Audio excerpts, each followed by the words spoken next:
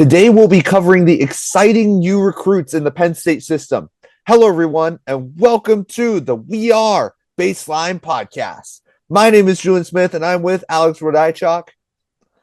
Roddy, how are you doing today? Doing good, doing good. Just got back from working over the weekend. It was terrible, terrible Memorial Day weekend. From a weather perspective, where I'm at, rained the whole time. Couldn't do any sort of a cookout. Wildly disappointing. But we're here to talk about Penn State football, not the weather. So, tell us what are we covering today? What's the topic for today?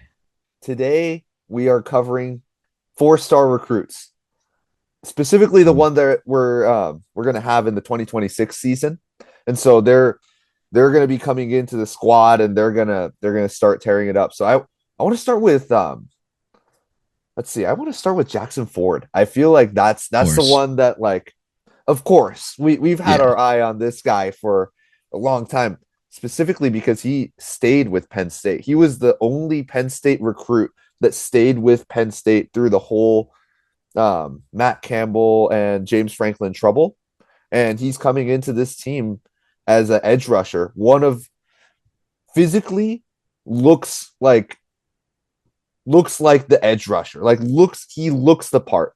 6'5", 252 pounds. He runs at a 4.6 per 40-yard dash. So he's got the Mhm. physical traits. Like, you look at this guy physically, this is your edge rusher. So I want to know, Roddy, what do you think of Jackson Ford?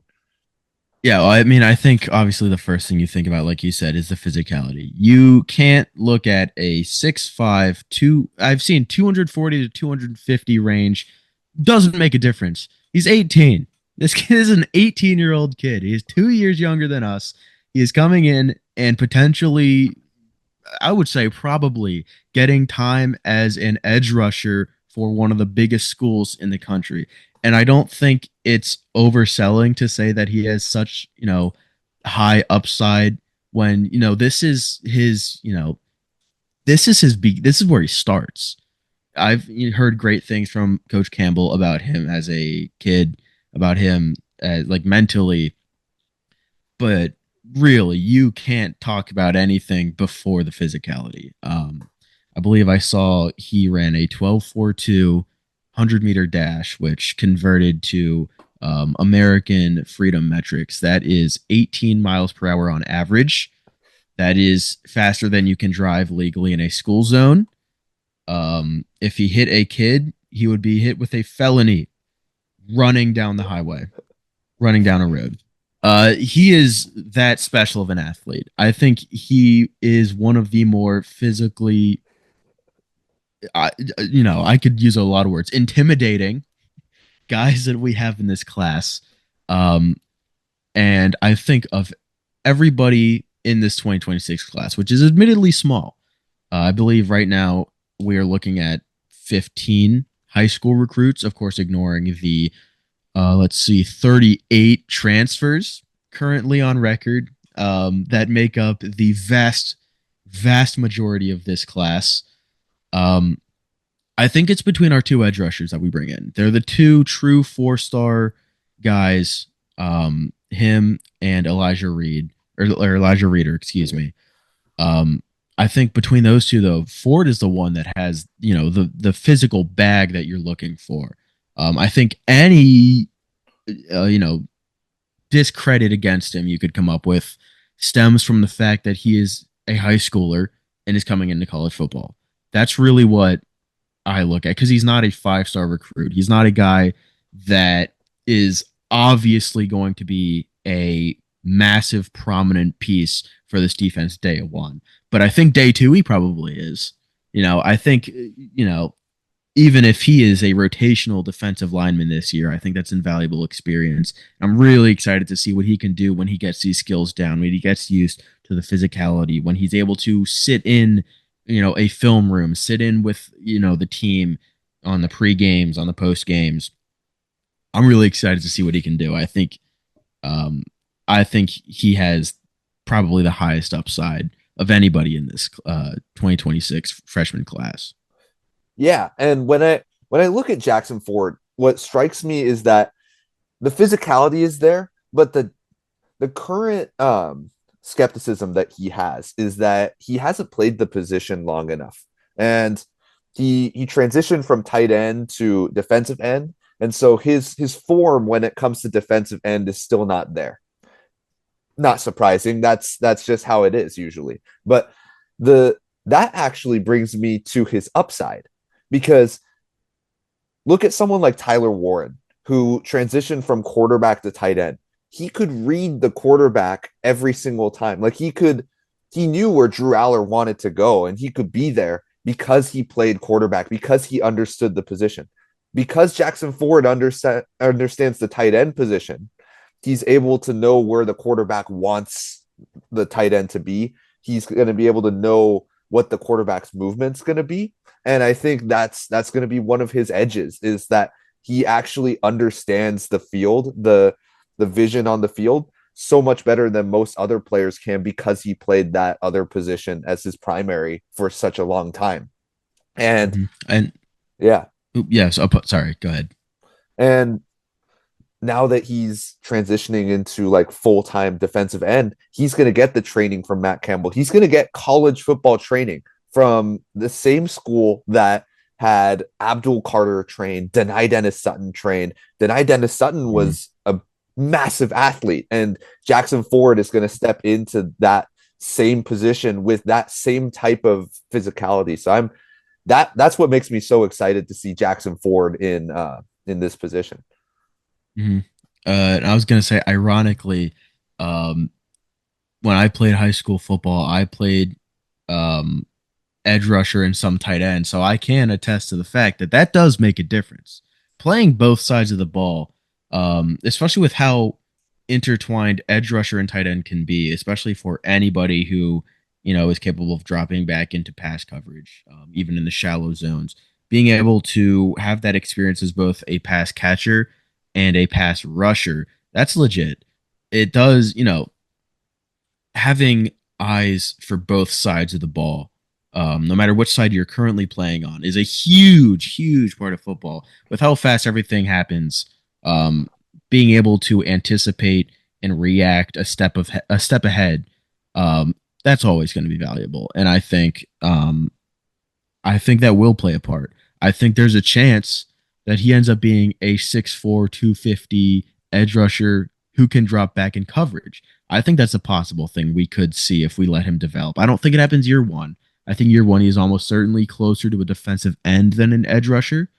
But long term, I mean, if you tell me that that's the kind of player that he develops into an almost like a bulky Parsons, I could see that.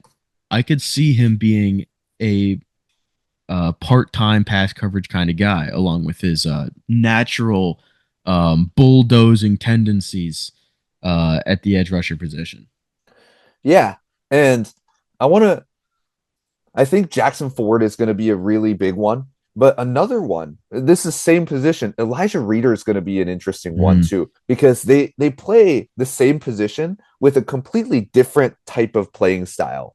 So Jackson Ford, you just said it. He bulldozes through the offensive line and tries to get to the quarterback.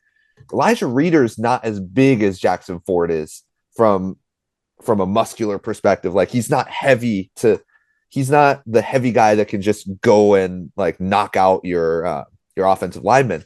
He's he's actually the shiftier guy. So what Jackson Ford doesn't have in his repertoire, being like the shifty guy that can like get through the offensive line, poke the hole, and get to the quarterback. That's actually what Elijah Reeder does best.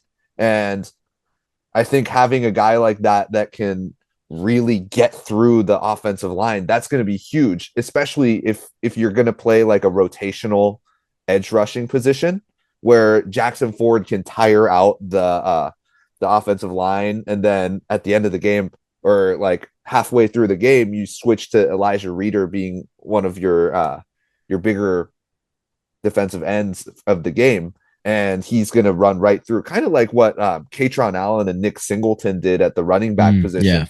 you can have those guys switch to make it so that you can tire them out and then just knock them out, final knockout blow.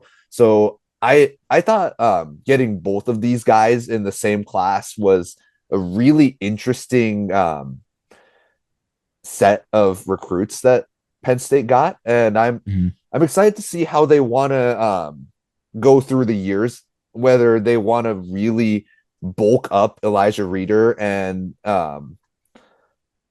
make him similar to Jackson Ford, but with like the more shifty More repertoire. agile. Yeah. Yeah.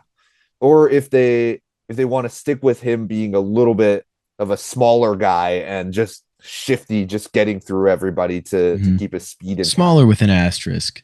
He Yeah. can only be so small at 6'5". He's still very, very big boy. But yeah, I think you are 100% right. I think he is, even just watching his tape, he's a lot shiftier than Ford is, which isn't to discredit Ford. Ford is very shifty for his size. I feel like we have said enough about his athleticism that you should understand now that he really is that a diamond tier athlete. But yeah, the thing I like about Reader is he's tall, he's lanky for a defensive end. Asterisk because he's still 210. He's still a college athlete. He's very strong. It goes without saying. But watching his tape here, um, he one thing that stands out is he really, really knows how to use his arm reach. He is very good at getting hands on linemen in front of him. And even if he doesn't have the power that Ford does, he can do enough with that to get past, obviously in the tape, every lineman he comes across. But I'd imagine in college football terms, he can get away from a lot of linemen just with that.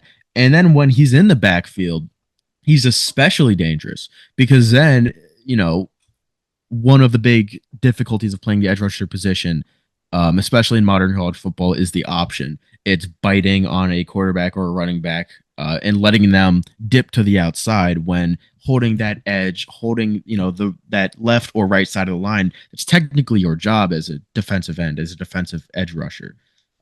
Making sure nobody gets outside of you is first and foremost your job, and then there's the pass rushing, then there's the pass coverage, everything after that. Having the ability to cover such a wide space with your arms, and I don't know what his measurements are with his arm length. I don't know what the right term is. Arm reach, arm wingspan. That's what I'm Wingspan. looking for. With his wingspan. Um, Having the ability to cover both sides of the option with your arms is a pretty huge deal. And I don't know, obviously, year one, year two, maybe that isn't really a factor. But if, like you say, and like I expect, he bulks up a bit, I think that's huge. Yeah. That is a enormous ability to have in modern college football. So much of college football, like, really can't overstate it. So much of college football today is the option and the RPO, um, especially with how athletic a lot of quarterbacks have gotten. Um, it is it's a great quality to have. And I think just watching this tape, I haven't gotten a fully deep dive into his tape before, but watching this is a joy. Uh, he is like he looks like Slender Man out there. It's a really fun watch. I highly encourage checking out 24/7 Sports. He's got like a little 3-minute compilation. It's a fun watch. Yeah. And it's so interesting to me because like when I look at like how these guys play the same position differently, it comes back to the other sports that they play. For example, Jackson Ford used to be a shot put guy. He was a Mhm. state contender shot put guy versus Elijah Reeder's a basketball guy. And you can totally see the Yeah, shiftiness you of can totally basketball. see it Yeah, like clear as day. yeah, the whole reaching for the ball and like crashing the board in basketball, you can totally see it Mhm. from Reeder, and you can see the raw power that it takes to chuck a shot put from Ford. So that I thought that like the different experiences, I that's an interesting factor that goes into seeing these guys play.